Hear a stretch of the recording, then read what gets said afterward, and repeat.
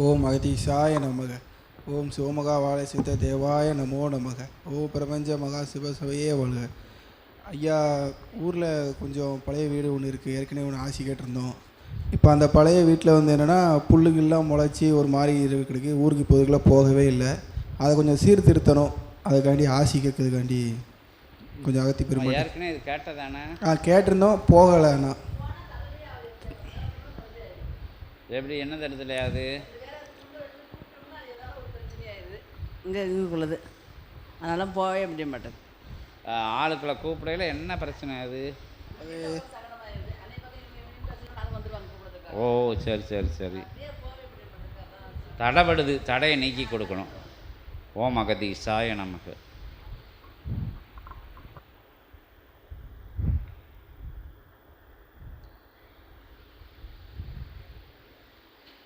இங்கே காப்பிலிங்கம்பட்டியில் உள்ள இடம்.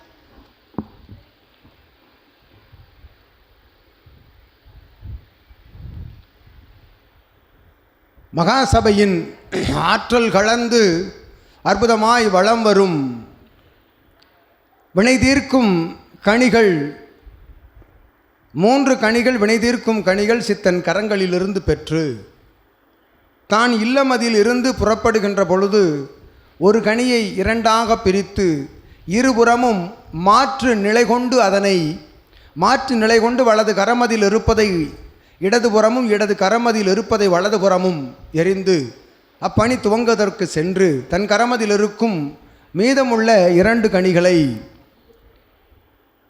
அத்தகைய எல்லை நிலையில் உம்முடைய இருப்பிட நிலை, பூர்வீக இருப்பிட நிலை இருக்கும் எல்லைக்கு செல்கின்ற பொழுது அத்தகைய எல்லையில் வைத்து அதனை 2ஆக பிரித்து யாம் கூறிய நிலை போல் அதனை செய்து மற்றொரு கணிதனை தன் இருப்பிடத்தில் அருகாமையில் சென்று அற்புதமாக அதனை 2ஆக பிளந்து 2ஐயும் யாம் உரைத்தவாறு அவ்விடத்தில் அத்தகைய ஆகமத்தினை நிறைவேற்றி அகத்திய நாமம், சிவமகா வாழை சித்த நாமம், உன்னுடைய குலதெய்வ நாமம் 3ஐயும் நல்முறையில் உச்சரித்து உள்ளுக்குள் நினைந்து கொண்டு முழு முதல் நிலைதனிலே சபையை ஏற்று வளம் வந்து வணங்கி நிற்கின்ற உங்களுக்குள் முதல் நிலையாக அகத்தியமும் சிவமகா வாழை சித்தனும் ஒன்றாய் இருந்து பணி செய்ய வருகின்றோரது